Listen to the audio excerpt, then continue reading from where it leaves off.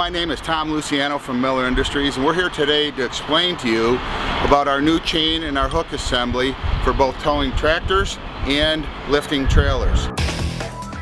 This is a new design that we came up with, especially for hooking in or attaching to the frame of a chassis when you're going to tow it. So I want to demonstrate why we've been using this for years, why this is not a good tool to use. As you walk around and you see, as I attach the grab hook to the frame and I pull it in, if you see or understand that the tip of the hook is now touching the back of the frame, so as we load the chain up, it becomes tip loaded. So a grab hook is immediately going to become tip loaded. Now what we've done with our new hook assembly is we've made a special hook that's designed to be throat loaded, and as we hook it into the frame and attach to the frame, you can see it is meant to be throat loaded and does not get tip loaded as we load it up to tow the vehicle or tow the trailer. With our new hook assembly, if you watch as I bring this up, look what happens to the link. The chain does not get in a bind. We've strategically put that so that the link itself, the couplets, folds up so none of the chain gets twisted or gets side loaded during the towing, because we're going to encounter shock loads.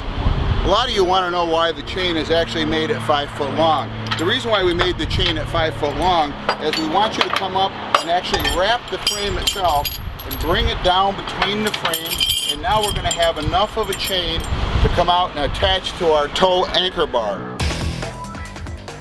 If you notice what we've done with our crossbar, we've taken our fork receivers and we've turned them straight up.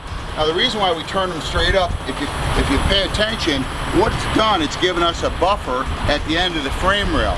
So when the panic stops, the chassis won't overrun the crossbar itself. That's a little trick of the trade whenever you're towing a truck or even a trailer. And then we put our chain end caps on to drop our chains in to do our normal pickup. We've also installed a 5/16 grade 100 chain to chain up the suspension, because we have air ride suspension. If we don't chain up the rear axle, then all the weight's going to be on the shocks and can hyperextend the leveling valve. Now one of the added attractions are, if we take and raise the truck, the chain tends to want to slip on the truck. So what we're doing, we're adding a piece of angle iron, and because this is a new truck, we're kind of protecting the paint, but we're going to run the angle iron across. And what the angle iron does is it allows us to support the weight between both the chains. And the other thing that's real important when you're towing tractors from the rear, one of the most important things is understanding, we like to tell you to use 10 inches as ground clearance between the bottom of the tires and the ground itself. And that's for going over curbs or any uneven terrain.